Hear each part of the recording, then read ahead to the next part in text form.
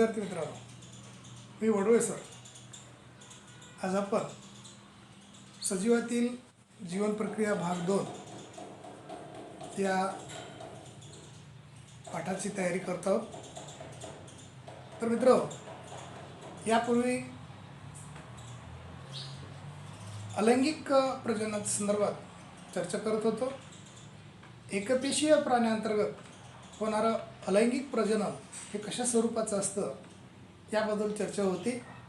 त्यात आपण पाहत होतो की अमिबा हा एकपेशीय प्राणी असून तो अलैंगिक प्रजनन कशा पद्धतीनं करतो. त्यात पहिला टप्पा आपण लक्षात घेतला होता. द्विविभाजन पद्धतीनं अमिबा हा अलैंगिक प्रजनन करतो आणि आपल्या संख्येमध्ये वाढ करतो. तर त्यात आपण लक्षात घेतलं होतं, ज्या वेळेस अनुकूल परिस्थिती असते त्यावेळेस अमिबा हा द्विविभाजन पद्धतीनं प्रजनन प्रक्रिया करतो आणि ज्यावेळेस प्रतिकूल परिस्थिती असते त्यावेळेस तो बहुविभाजन पद्धतीनं प्रजनन करत असतो. तर बहुविभाजन हा दुसरा अलैंगिक प्रजननाचा एकपेशीय प्राण्यांतर्गत असणारा प्रकार हा आज आपण लक्षात घेणार आहोत. बहुविभाजन, ज्यालाच आपण मल्टिपल फिजन असं म्हणतो. काय म्हणतो? Multiple fission. तर बायनरी फिजन म्हणजे द्विविभाजन झालं आणि हा मल्टिपल फिजन म्हणजे बहुविभाजनाचा प्रकार हा सुद्धा अमिबाचाच प्रकार आहे. फक्त प्रतिकूल परिस्थिती ज्यावेळेस असते त्यावेळेस अमिबा हा आपले छद्मपाद तयार करू शकत नसल्यामुळे तो आपल्या पेशीपटलाच्या बाह्य बाजूनं एक जटिल स्वरूपाचं एक कवच तयार करतो, ज्यालाच आपण पुट्टी असं म्हणतो. तर या पुट्टीबद्ध अमिबामध्ये त्यातील केंद्रकाचं पुन्हा पुन्हा सूत्री विभाजन हे होत असतं. अनेक वेळा सूत्री विभाजन प्रक्रिया होऊन त्या केंद्रकापासून बरीचशी केंद्रकं आतमध्ये तयार होतात. त्याचबरोबर आतमध्ये असणाऱ्या पेशीद्रव्याचं सुद्धा पुन्हा पुन्हा विभाजन होऊन त्या पुट्टी अंतर्गत असंख्य स्वरूपाची ही अमिबे तयार होतात, ज्याला आपण अमिबाळे असं सुद्धाही म्हणू. आणि या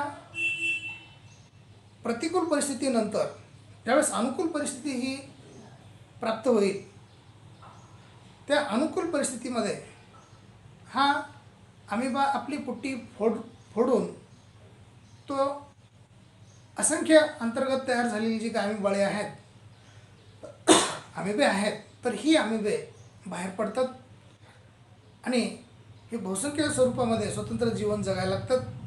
तर मित्र, अशा प्रकारचा हा एकपेशीय प्राण्यांतर्गत घडून येणारा प्रजननाचा प्रकार म्हणजेच बहुविभाजन या ठिकाणी थोडाफार आकृतीच्या माध्यमातून आपल्या लक्षात येईल. अशा प्रकारचा हा अमिबा या ठिकाणी प्रतिकूल परिस्थिती निर्माण झाल्यामुळं म्हणजेच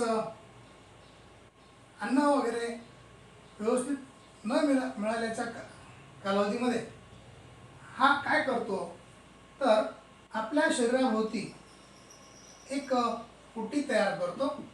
ही अशी एक पुट्टी आहे. ही पेशीपटलाच्या बाह्य बाजूनं ही एक जटिल स्वरूपाची पुट्टी तयार करतो आणि या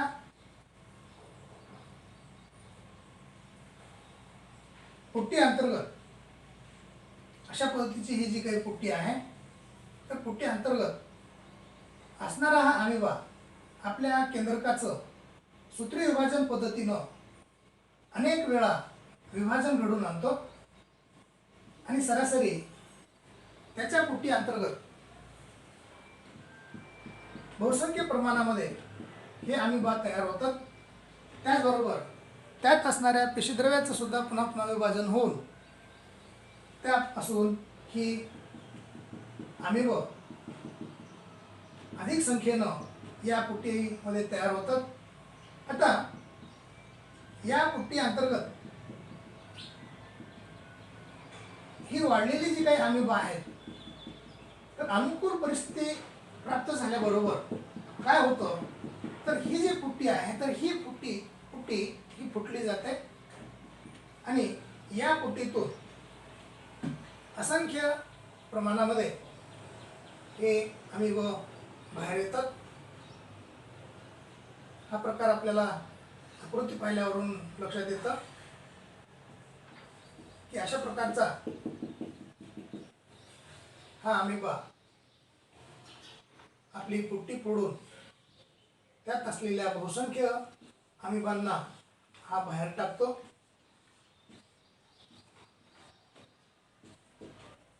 ही परिस्थिती या ठिकाणी आपल्या डोळ्यासमोर आकृतीच्या रूपात दिसते, ज्यालाच आपण हा जनक अमिबा आहे. हा जनक अमिबा या ठिकाणी आपल्या शरीराभोवती ही एक पुट्टी निर्माण करतो. त्या काळामध्ये अमिबाला अन्न भेटत नाही, छद्मपाद हा तयार करू शकत नाही, हालचाल करू शकत नाही. अशा कालावधीमध्ये हा शरीराभोवती पुट्टी तयार करतो, केंद्रकाचं आणि पेशीद्रव्याचं पुन्हा पुन्हा विभाजन करतो आणि बहुसंख्य प्रमाणामध्ये अमिबांची निर्मिती करतो. तर हा झाला एक प्रजननाचा प्रकार, ज्यालाच आपण बहुविभाजन प्रजनन असं म्हणतो. लक्षात येतंय ना? तर अशा प्रकारचा हा पहिला टप्पा, पुण्यापेक्षा दुसरा टप्पा हा या ठिकाणी आपला पूर्ण होतोय. एकपेशीय प्राण्याअंतर्गत टप्प्याटप्प्याने होणारं जे एक अलैंगिक प्रजनन आहे, त्यातला हा दुसरा टप्पा संपला. तिसरा टप्पा लक्षात घ्या, तो आहे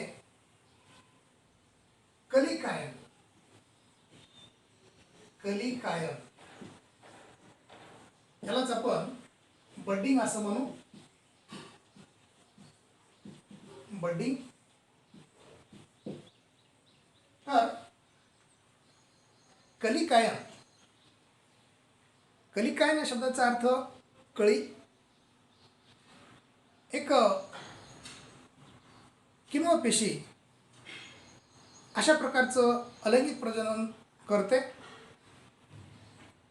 तर किण्व पेशी अंतर्गत घडून येणारं हे अलैंगिक प्रजनन या ठिकाणी आपण आकृतीतून निर्देशित करू. लक्षात घ्या, हा अशा पद्धतीचा एक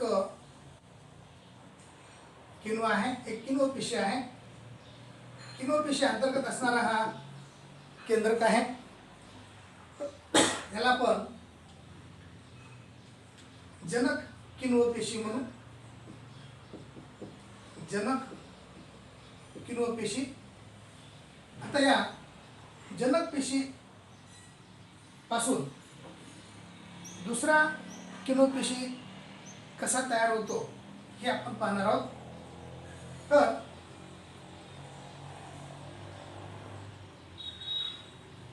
एकंदरीत हा जो जनक किण्व पेशीचा प्रकार दिसतोय आम्हाला, हा प्रथम त्यात असणाऱ्या केंद्रकाचं विभाजन करतो. हा एक केंद्रक सूत्री विभाजन पद्धतीनं विभाजित होतो आणि एका केंद्रकाचे हे दोन केंद्रकामध्ये रूपांतर व्हायला चालू होतं. आता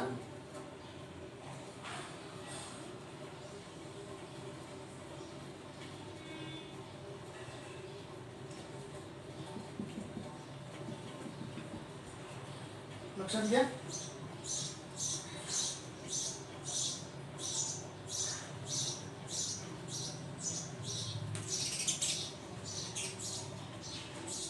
हा किण्व पेशी या ठिकाणी फुगवट्याच्या माध्यमातून त्याच्या पृष्ठभागावर हा एक फुगवटा येतो. हा फुगवटा आकाराने वाढला जातो, ज्यालाच आपण कलिका असं म्हणतो. तर अशा प्रकारची ही कलिका ही या ठिकाणी आकारमानाने वाढते. त्याचबरोबर अंतर्गत असणाऱ्या केंद्रकाचं सुद्धा सूत्री विभाजन पद्धतीने विभाजन होतं एका केंद्रकापासून 2 केंद्रकाची निर्मिती होते आणि त्यातील पेशीपटलाची सुद्धा ही प्रक्रिया ही स्वतंत्ररित्या वाढली जाते आणि सरासरी अशा पद्धतीचा हा किलो पेशींचा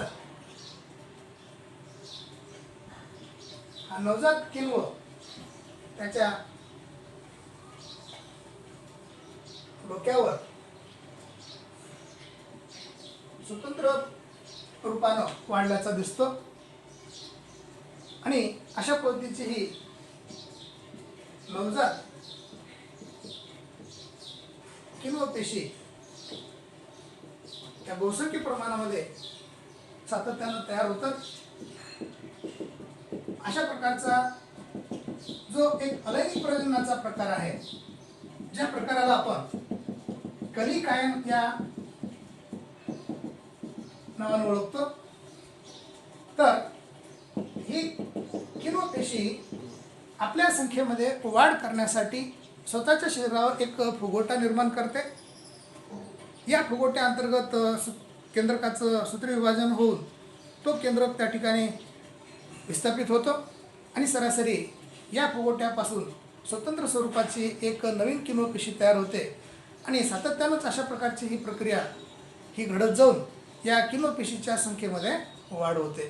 तर मित्रो, अशा प्रकारचा हा एक प्रकार तिसरा या अलैंगिक प्रजननाच्या संदर्भातला हा आपला संपला. त्यानंतर पुढच्या काही कन्सेप्टबद्दल आज आपण सविस्तर चर्चा करणार आहोत. त्यामध्ये हा अलैंगिक प्रजननाचा प्रकार तर आमच्या लक्षात आला.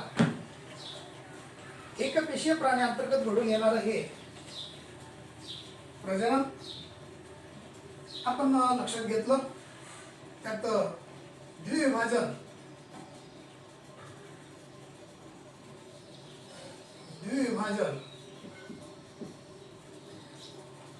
त्याचबरोबर बहुविभाजन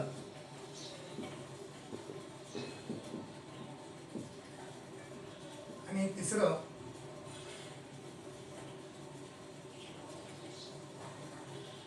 खंडीभवन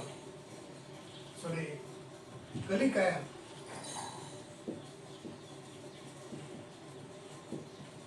हे 3 प्रकार झाले.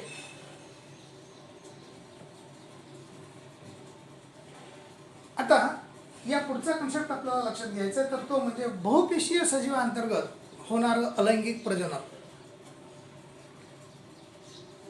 तर बहुपेशीय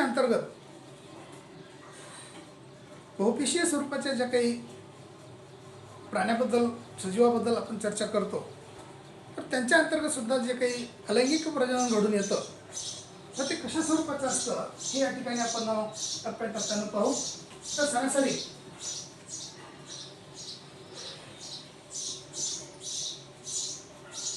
बहुपेशीय सजीवातील अलैंगिक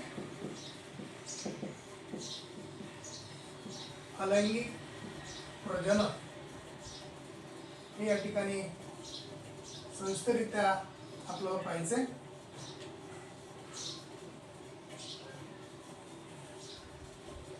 तर त्या बहुपेशीय सजीवामध्ये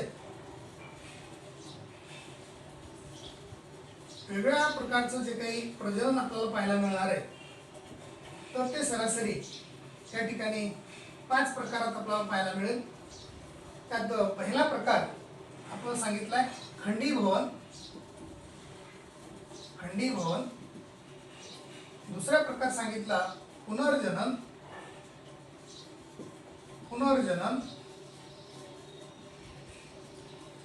तिसरा प्रकार आहे मुकुलायन.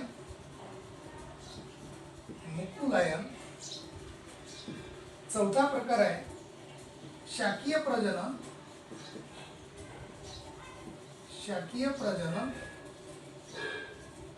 आणि 5वा आहे बीजाणू निर्मिती.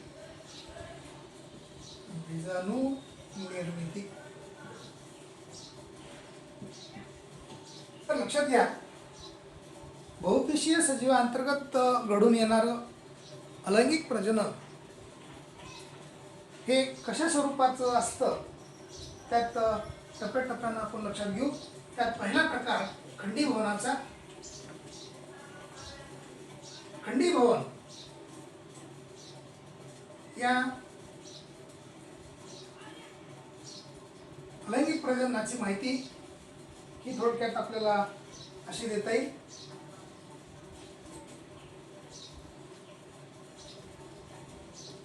तर खंडीभवन हा एक अलैंगिक प्रजननाचा प्रकार असून यात जी जनक पिशी असते, या जनक पिशीच्या शरीराचे असंख्य तुकडे होतात, अनेक तुकडे होतात, आणि हा प्रत्येक तुकडा एक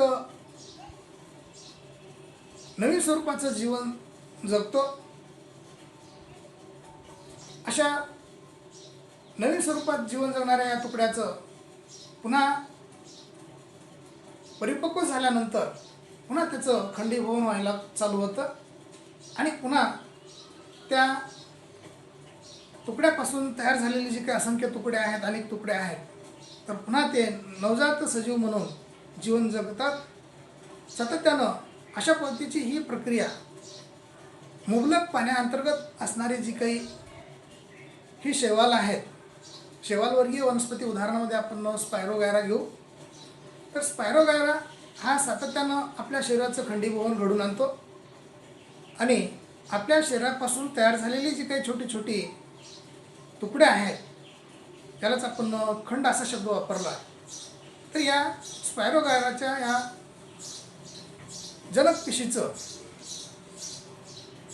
खंडीभवन होतं. त्यापासून असंख्य खंड तयार होतात, तुकडे तयार होतात आणि ते नवजात जीवन जगायला लागतात.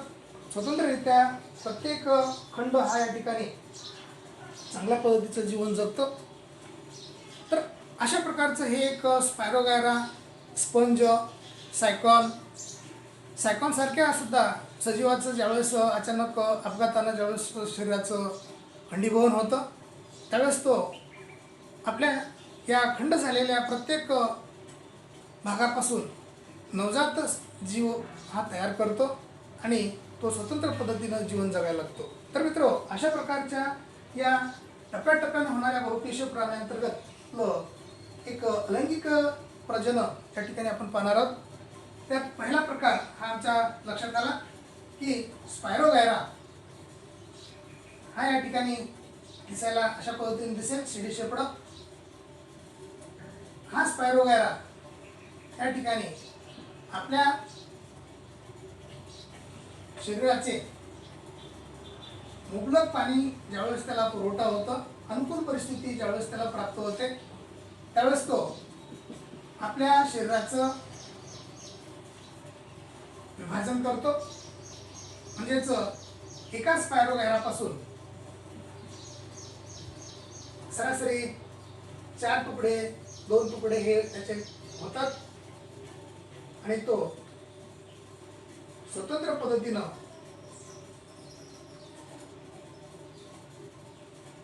जीवन जगायला लागतो. अशा प्रकारचं हे त्याच्या शरीराचं खंडीभवन झाल्याचं आपल्या लक्षात येणार आहे. प्रत्येक स्पायरोगायराच्या अंतर्गत पायरेनाइट्स, हरितलवके, त्याचबरोबर केंद्रके, प्रत्येक पेशीमध्ये हा एक केंद्र समाविष्ट असतो आणि या एका स्पायरोगायराच्या शरीराचे खंड होऊन ते खंड पुन्हा त्या ठिकाणी नवजात सजीव म्हणून जीवन जगायला लागतात.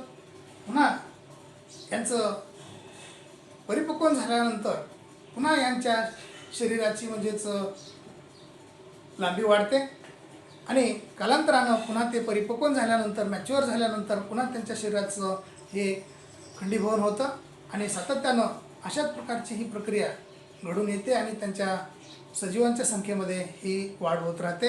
तर अशा प्रकारच्या या प्रजननाला आपण खंडीभवन या शब्दाने ओळखतो. That is fragmentation. काय म्हणतात त्याला? फ्रॅगमेंटेशन.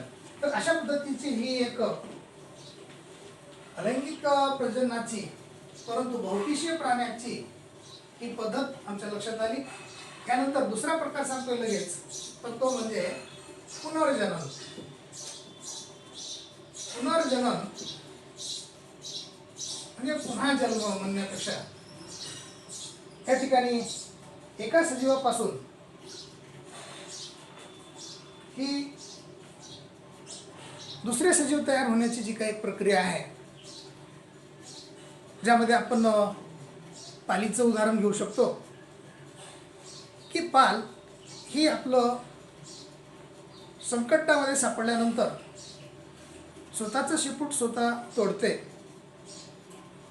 आणि शत्रूचं लक्ष तिच्या पळवळ करणाऱ्या शेपटाकडे जातं आणि त्या कालावधीमध्ये ती निघून जाते.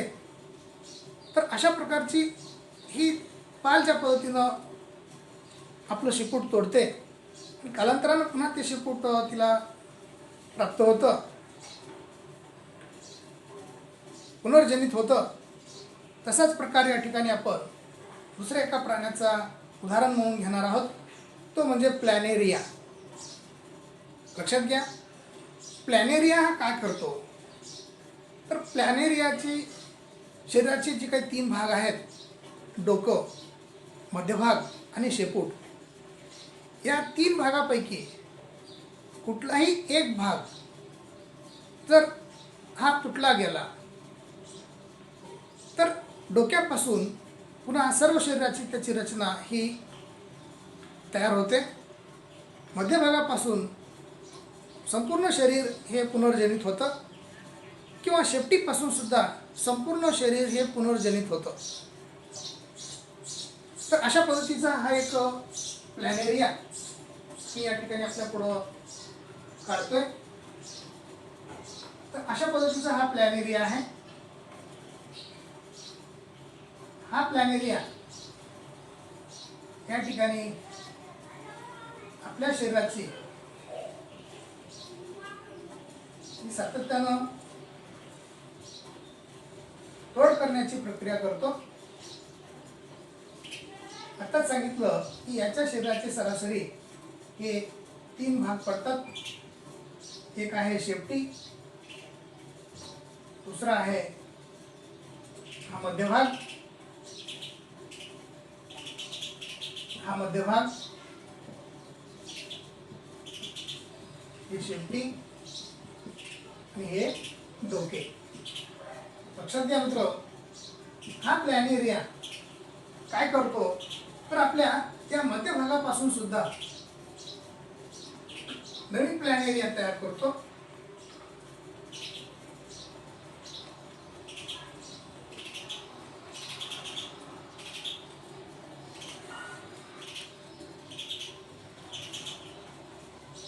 हा 1 नंबर, हा 2 नंबर आणि हा 3 नंबर. तर 2 नंबरच्या बॉडी पार्ट्स पासून सुद्धा हा नवीन शरीर तयार करू शकतो. सेम थिंग या डोक्यापासून सुद्धा हा नवीन प्लॅनेरिया तयार करू शकतो.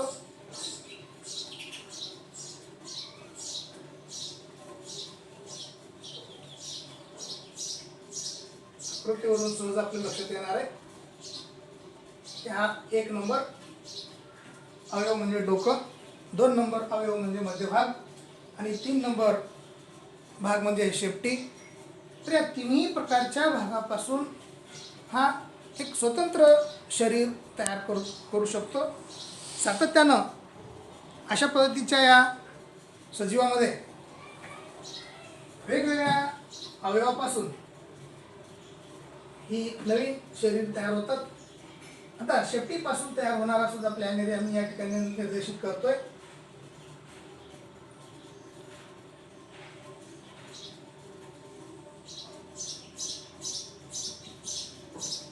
हा 3 नंबर. लक्षात घ्या,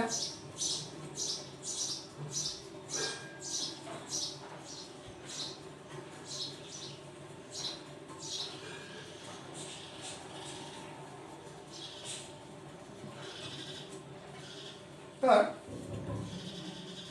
भाग 1 डोक्यापासून तयार होणारा प्लॅन एरिया तो तिकडे दिसतोय, मध्यभागापासून तयार होणारा प्लॅन एरिया हा या ठिकाणी दिसतोय आणि शेपटीपासून तयार होणारा प्लॅन एरिया तो खालच्या साईडला दिसतोय. तर सरासरी असा हा प्लॅन एरिया आपल्या शरीराच्या तिन्ही भागापैकी कोणत्याही भागापासून नवीन प्रकारच्या प्लॅन एरियाची निर्मिती करतो. यालाच तर आपण पुनर्जनन असे म्हणतो.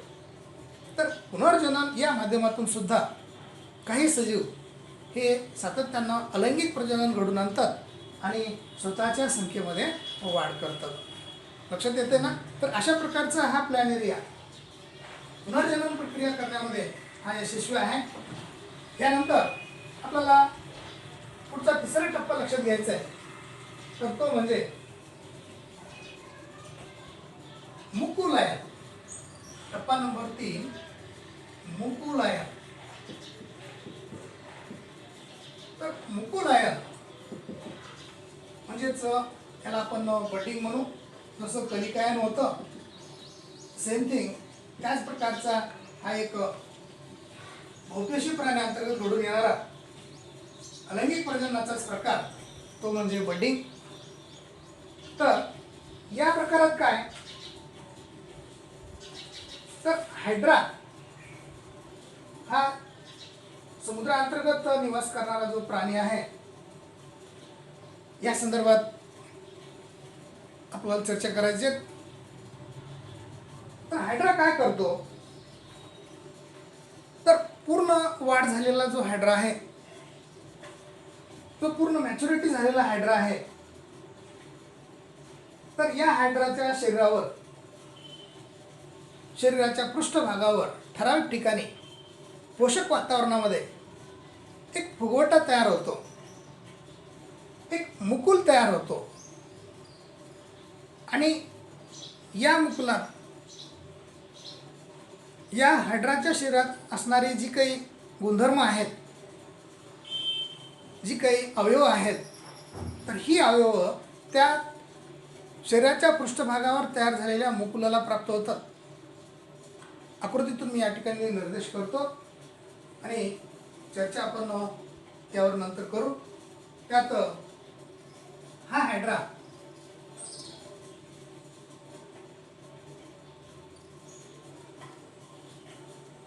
अशा पद्धतीचा हा हायड्रा आहे. या हायड्राच्या वरच्या बाजूला याचं मुख आहे आणि या मुखाच्या बाजूनं ही अशी काही धाग्यासारखी निघालेली लांब लांब काही अवयव आहेत, ज्याला आपण शुंडके असं म्हणतो. काय म्हणायचं याला? शुंडके. तर हा हायड्रा आपल्या या शुंडकाच्या साह्याने काय करत असेल, तर स्वतःच्या शरीराचं संरक्षण, पोषण, हालचाल यासारख्या सर्व काही गोष्टी करतो. शुंडकाच्या साह्यानं तो पाणी मारून एका ठिकाणाहून दुसऱ्या ठिकाणी स्थलांतरित होतो. त्याचबरोबर आजूबाजूला असलेलं जे अन्न आहे, तर हे कणाच्या रूपामध्ये, सूक्ष्म कीटकाच्या रूपामध्ये असलेलं जे अन्न आहे, तर हा शुंडकाच्या माध्यमातून तो कॅच करतो आणि आपल्या मुखापर्यंत आणून गिळंकृत करून टाकतो. अशा प्रकारची ही एक शरीर रचना या हायड्रा नावाच्या प्राण्याची आपल्याला दिसते. आता हा याच्या शरीरावर आलेला जो एक फुगीर भाग आहे, तर याला आपण फुगवटा म्हणू, यालाच आपण मुकुल सुद्धा म्हणू. काय म्हणू? मुकुल. तर या फुगवट्याचं हळूहळू हे रूपांतर अशा पद्धतीनं होतं. आता हा हायड्रा दुसरा काढतोय.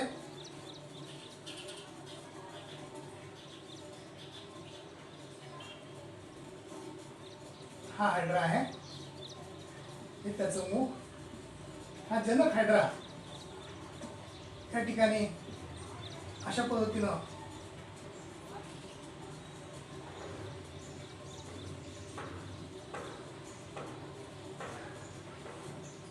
दिसतोय. आता याच्या फुगवट्यामध्ये, याच्या मुकुलामध्ये हळूहळू वाढ होते आहे आणि पुढच्या आकृतीमध्ये आमच्या लक्षात येईल की हा जनक हायड्रा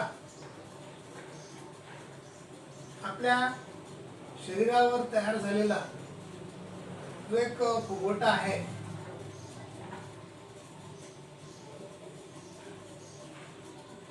तर या फुगवट्यापासून म्हणजेच मुकुलापासून हा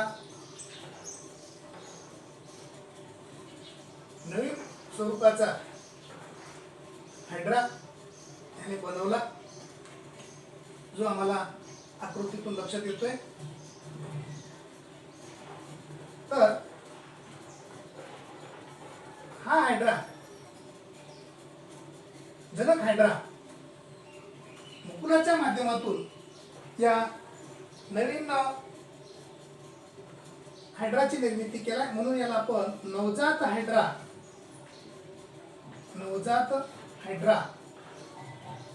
असं म्हणू शकतो.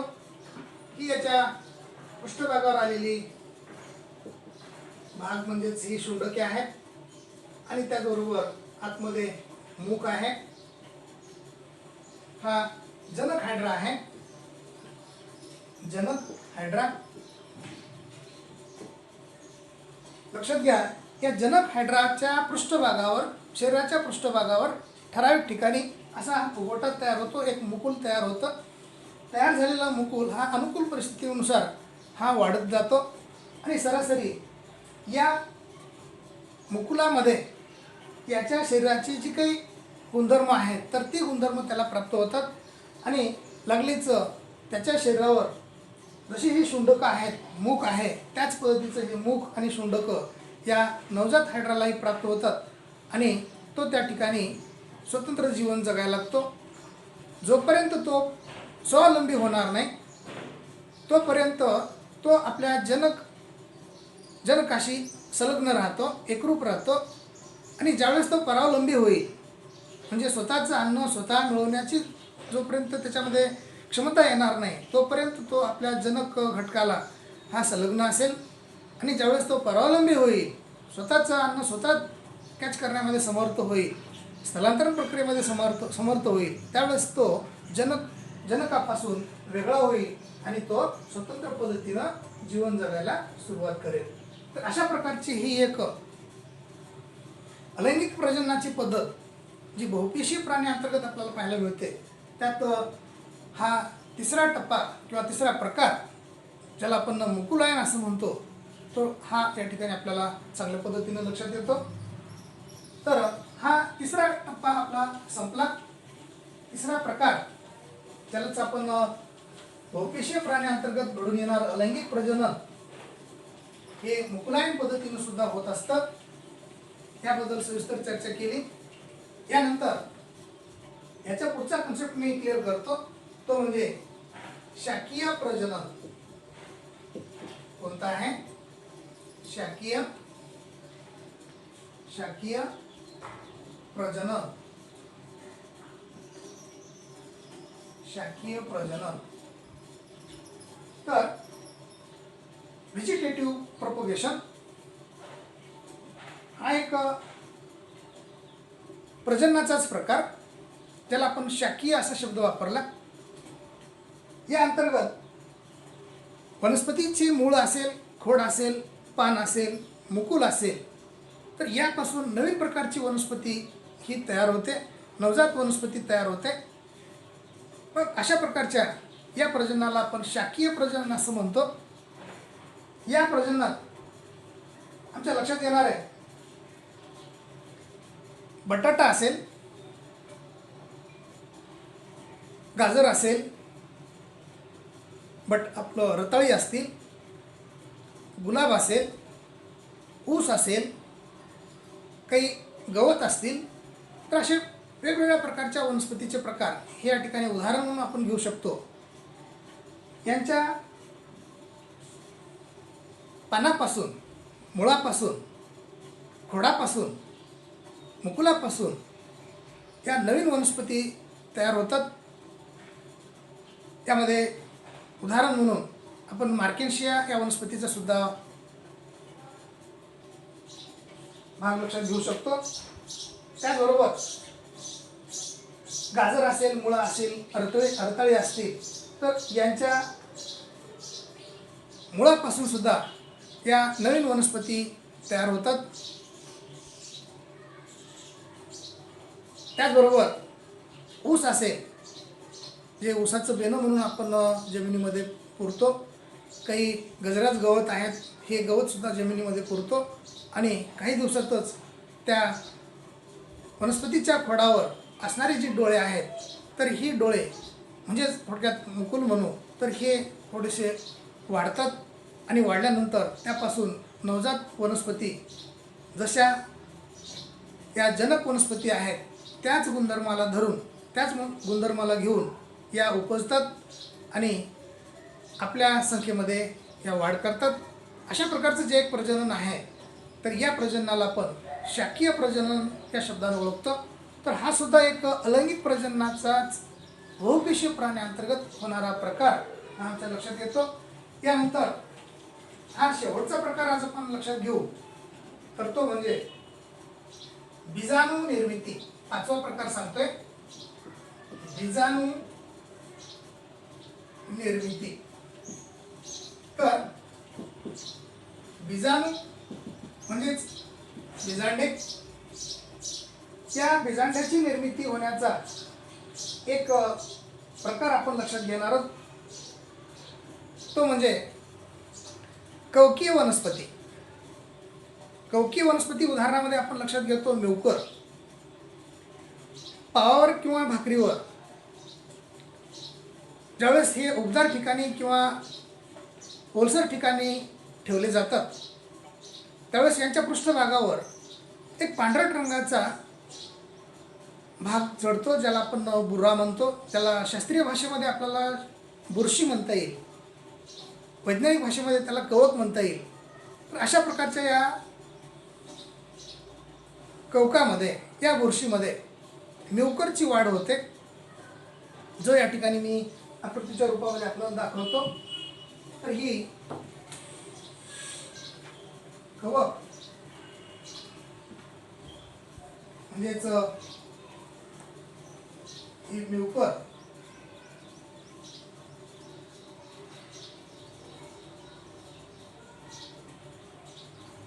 ही अशा पद्धतीने वाढतात.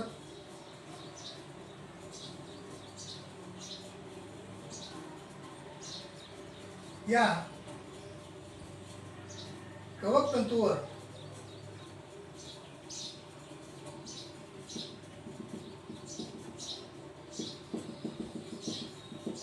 तयार होणारी जी काही बीजाणुधानी आहे, तर या बीजाणुधानीमध्ये असंख्य बीजांडे असतात.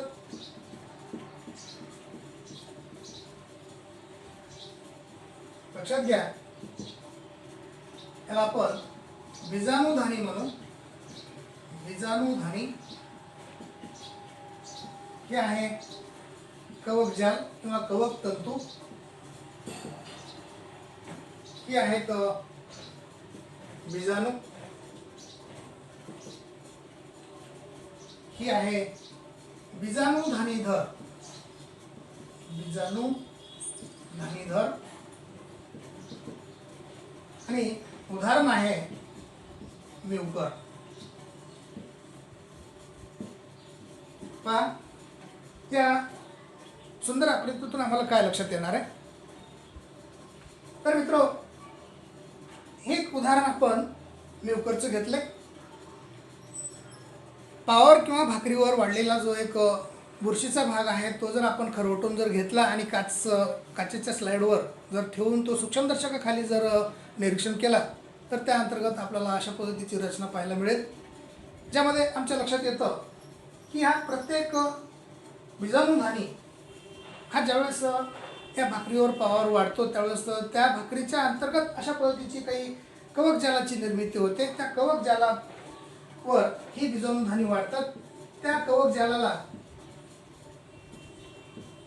आधार धरून त्या प्रत्येक बीजाणुधानी अशा पद्धतीची मुलाब, मुळी नसून हे मुळीसारखे काही भाग आहेत, ज्यांनाच आपण मुलाब हा शब्द वापरतो. तर हे मुलाब या अन्नामध्ये सर्व दिशेनं पसरलेले असतात, ज्या माध्यमातून ही अन्न शोषण करतात आणि स्वतःच्या शरीरामध्ये वाढ करतात. तर अशा पद्धतीची ही बीजाणूधानी वाढते. अशा प्रकारच्या असंख्य बीजाणूधानीची संख्या त्या भाकरीच्या किंवा पावाच्या पृष्ठभागावर वाढल्याचे आपल्याला दिसतात. आणि या अंतर्गत असणारे जे काही बीजाणू आहेत, तर ही बीजाणू सुद्धा संख्येनं वर्गचे वाढतात. त्यावेळेस तर बीजाणूधानी ही परिपक्व होते. अंतर्गत असणारी बीजांडे ही पूर्णतः परिपक्व होतील त्यावेळेस योग्य अशा कालावधीमध्ये अनुकूल परिस्थितीमध्ये ही बीजाणूधानी फुटते आणि या बीजाणूधानीतून बहुसंख्य स्वरूपात ही बीजाणू किंवा बीजांडे हे पुन्हा अनुकूल अशा परिस्थिती जागेवर पडतात. त्या जागे जर उबदार असेल, ती जागा जर ओलसर असेल, तर क्लिकमध्ये त्या ठिकाणी त्या पडलेल्या बीजांड्यापासून किंवा बीजाणूपासून कवकजालाची निर्मिती होते आणि पुन्हा त्या ठिकाणी म्युकर म्हणजेच हा बीजाणूधानी वाढायला चालू होतो. यांच्या संख्येमध्ये अशाच पद्धतीनं भरभर वाढ होते. यावर आमच्या लक्षात येतं की बुरशीची वाढ ही ओलसर ठिकाणी चटकन होते. हा शास्त्रीय कार्याचा प्रश्नसुद्धा होता. तर मित्रो, ही ओलसर जागा किंवा उबदार जागा या कवकाच्या वाढीसाठी अनुकूल असते आणि म्हणूनच बुरशीची वाढ ही ओलसर ठिकाणी चटकन होते. तर विषय संपला मित्रो. तर अशा प्रकारची ही बीजाणूधानी बीजांड्याची निर्मिती करते आणि नवीन प्रकारच्या वनस्पतीची म्हणजेच म्युकर या वनस्पतीची ही सातत्यानं वाढ करत राहते. तर असा हा आपला पाचवा टप्पा, पाचवा प्रकार या बहुपेशीय प्राण्याअंतर्गत घडून येणाऱ्या अलैंगिक प्रजननाचा या ठिकाणी संपतो. तर या टप्प्याटप्प्यानं होणारं जे एक बहुपेशीय सजीवातील अलैंगिक प्रजनन, त्यामध्ये आपण लक्षात घेतलं की पहिलं होतं खंडीभवन, ज्यामध्ये उदाहरण आपण पाहिलं स्पायरोगैरा. दुसरं उदाहरण होतं पुनर्जनन. पुनर्जनन हा प्रकार होता, ज्यामध्ये उदाहरण आपण पाहिलं प्लॅनेरिया. तिसरा प्रकार होता मुकुलायन, ज्या अंतर्गत उदाहरण होतं हायड्रा. शाकीय प्रजनन, या शाकीय प्रजननांतर्गत उदाहरण आपण रताळी घेतली, ऊस घेतलं, गवत घेतलं. आणि हा शेवटचा प्रकार होता बीजाणू निर्मितीचा, ज्यामध्ये उदाहरण आपण घेतलं म्युकर. तर मित्र, या सर्व उदाहरणावरून आमच्या लक्षात येतं की एक बहुपेशीय प्राणी हे अलैंगिक स्वरूपाचं प्रजनन घडून आणून स्वतःच्या संख्येमध्ये वाढ करतात. तर अशा प्रकारचा हा अलैंगिक प्रजननाचा टप्पा या ठिकाणी किंवा प्रकार हा या ठिकाणी पूर्ण होतो. धन्यवाद.